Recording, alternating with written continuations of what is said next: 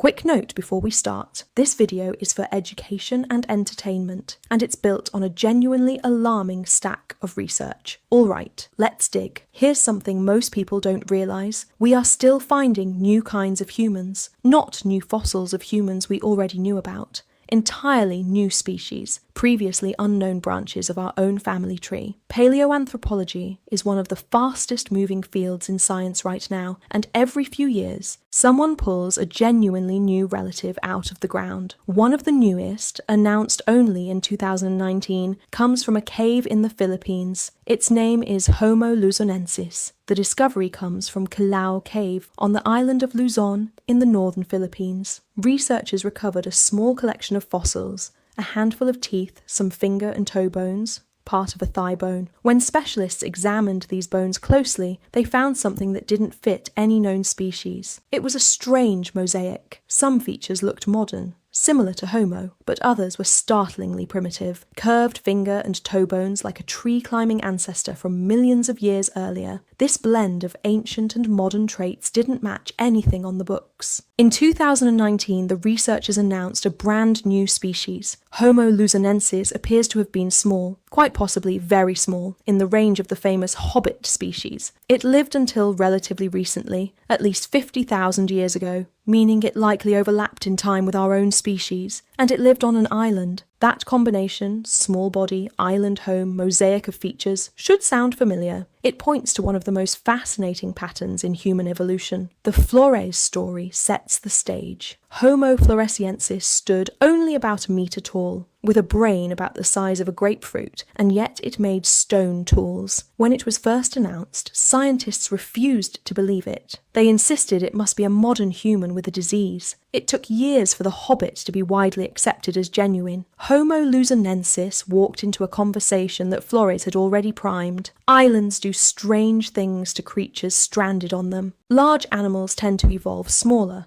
Insular dwarfism. A smaller body needs less food to survive, and in a limited environment, needing less is a huge advantage. We see this over and over. Dwarf elephants, dwarf hippos, miniaturized island versions of mainland animals. And it appears to have happened to humans more than once, independently. On Flores and on Luzon, two separate islands, two separate small human species, each an experiment in what happens when a branch of humanity gets marooned. Think about what that implies. Southeast Asia is a vast scatter of thousands of islands. If isolation on Luzon produced one unknown species and Flores another, how many more island humans were there that we haven't found? How many branches of our family bloomed in isolation, lived their entire history, and vanished, leaving behind at most a few teeth? The human family tree in this region may have been a dense, bushy tangle of local species, most still unknown. We've found two. There were almost certainly more. And there's another line of evidence, not from bones,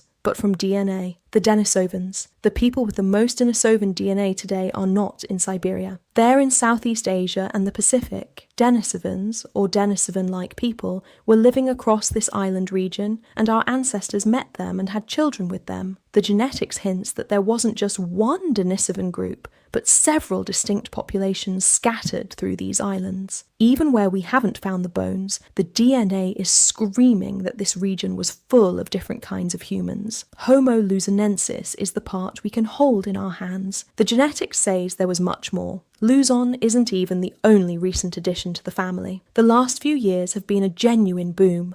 In 2021, researchers described a remarkable skull from China, nicknamed Dragon Man, and proposed it as a new species. The Rising Star Cave in South Africa keeps producing more of the strange small-brained Homo naledi. If you learned the human family tree in school 15 years ago, parts of what you learned are already out of date. The textbook is being rewritten faster than they can print it. The honest caveats. Homo luzonensis is based on a very small number of fossils. That is a slender foundation. Could these bones represent an unusual population of a species we already know? It's a fair question, and the debate is ongoing. Even the cautious interpretations agree that something unusual was living on Luzon, something that doesn't fit what we knew. The map of the human family is not finished. New fossils, new dating techniques, and ancient DNA are constantly reshaping the picture. We used to think of human evolution as a lonely straight line. The reality is the opposite, a rich, crowded, branching bush, full of different kinds of humans living at the same time, in different places, most now extinct, some only just being discovered, and there are almost certainly more out there, waiting in caves nobody has explored, in sediments nobody has sifted, on islands nobody has dug. Notice how this connects to a theme, the death of the straight line. Homo Luzonensis is one more nail in that idea's coffin. A small, primitive-looking human with curved climbing fingers, alive at the same time as us. It wasn't our ancestor. It wasn't turning into us. It was a cousin living its own separate story. The truth of human evolution isn't a ladder with us on top. It's a wildly branching bush. For most of the last few 100,000 years, several different kinds of human were alive at once. We just happen to be the only twig still growing. Every new species makes the bush look bushier, and our loneliness more like an accident. There's something thrilling about living at a time when this is still happening. We think of the age of exploration as over, but the deep past is a whole undiscovered continent. A cave in the Philippines coughs up a few teeth, and suddenly there's a new human relative that nobody knew existed for 50,000 years. Somewhere out there, right now, in the ground, are the bones of relatives we haven't met yet. Cousins, uncles, whole lost branches of the family, holding pieces of our story that we don't have. Some of them will be found in your lifetime. Some might rewrite what we think we know all over again. So the next time someone talks about human evolution like it's a closed book, tell them about Homo Luzonensis, a brand new kind of human, found in a cave on a Philippine island, announced just a few years ago from a handful of bones. The human family is bigger and stranger than we knew. We are still meeting its lost members, and the tree is still being drawn. We are not the only humans who ever lived. We're just the ones still here to go looking for the others. And every few years, in a cave somewhere, one of them turns up and reminds us how much of our own family we've never even met. All the sources are in the description. The original Homo Luzonensis announcement, the insular dwarfism research, the comparison to Homo floresiensis. Go read them, because this is happening in real time and it's genuinely exciting. And remember, those lost island cousins are your family, waiting in the dark for someone to find them. There are cousins of yours still waiting in the dark of some uncharted cave, holding pieces of your story. One day someone will bring them into the light. So stay curious about how much is still out there and keep digging. I mean that literally this time. See you in the next one. Bye! It's easy to assume the human family tree was fully mapped out decades ago. It absolutely is not. Being discovered and named in the last handful of years, paleoanthropology is moving fast. This blend of ancient and modern traits in one creature on a remote island didn't match anything on the books. It lived until at least 50,000 years ago, overlapping with our own species in Southeast Asia. The Flores story is one of the strangest in paleoanthropology. Homo floresiensis stood a metre tall with a grapefruit-sized brain,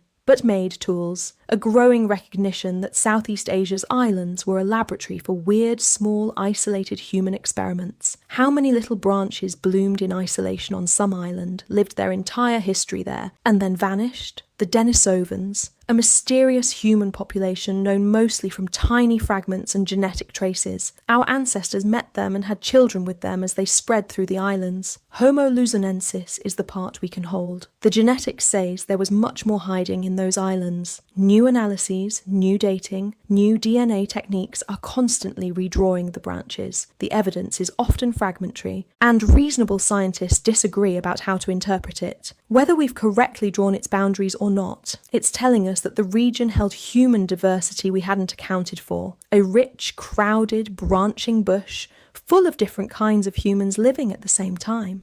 We just happen to be the only twig still growing. Our current loneliness looks more like an accident than a destiny. The deep past is a whole undiscovered continent of its own, and we are actively exploring it. Somewhere in the ground are the bones of relatives we haven't met yet. We are not the only humans who ever lived. We're just the ones still here. Every few years, in a cave somewhere, one of them turns up. The human family is bigger and stranger than we knew. We are still meeting its lost members, and the tree is still being drawn. Those lost island cousins are your family, waiting in the dark for someone to find them. One day someone will bring them into the light. Stay curious about how much is still out there. Keep digging. See you in the next one. Bye.